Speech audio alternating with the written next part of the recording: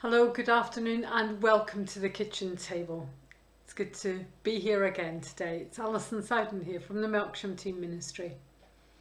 And I'm here on the 11th of November, a day where our nation stands still at 11 o'clock in the morning and remembers. But I want to talk to you about remembering, and I want to talk to you about a conversation I had many years ago. I had bought a poppy, as I always have a poppy, and I'd also bought a white poppy which has peace written in the middle of it. And I was wearing it when I went to a meeting with the clergy from the area that I was living in at the time.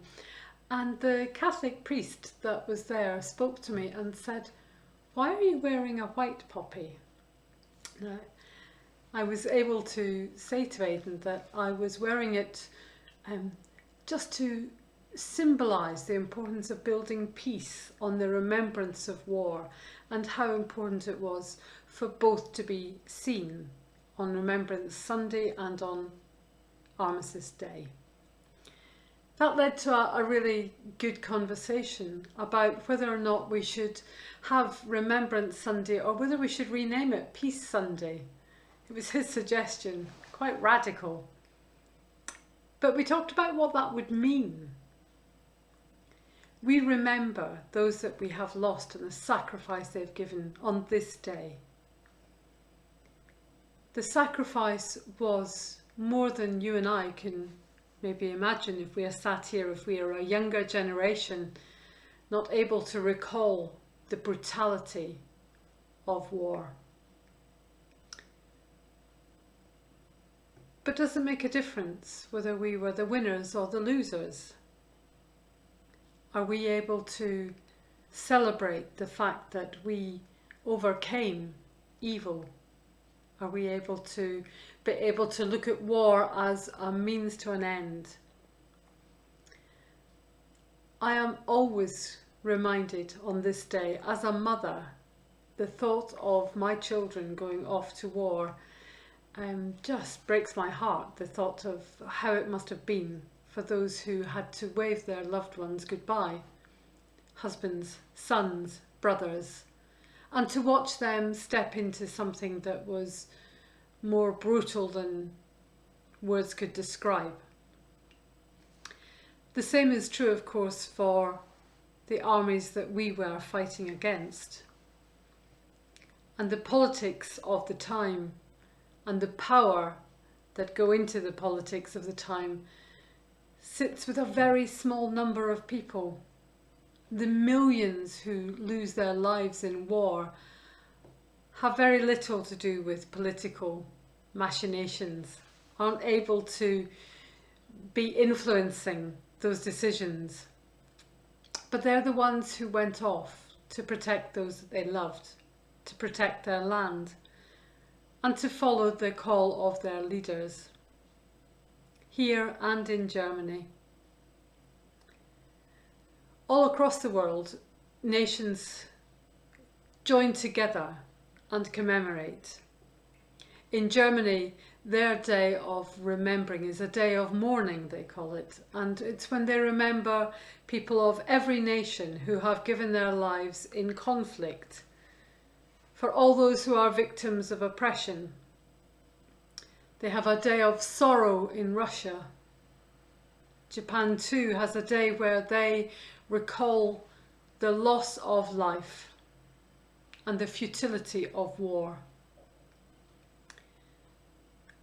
All somebody's son, somebody's brother, somebody's husband. The civilians, men, women and children, old and young. A massive loss of life and a massive loss of everything that they knew. The same is true across the world in nations today, whether it's in Afghanistan, Sudan, South Sudan. So many places still having battles, still having to struggle and still so many people aware of loss, lives changed, families destroyed, life still full of pain. I think building on the memories of such sorrow and such loss is the only way we can go. We need to build forward into a future that is filled with a desire for peace, not a response in war. And I know that those who gave their lives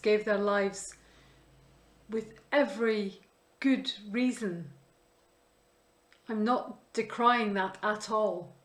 My own family members running up the beaches, being shot at, knowing what they were doing for the right reason.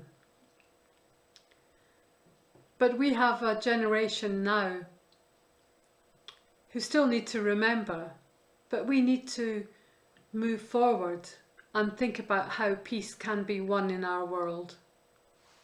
How we change our mindset, how we think of solutions that are something different than war.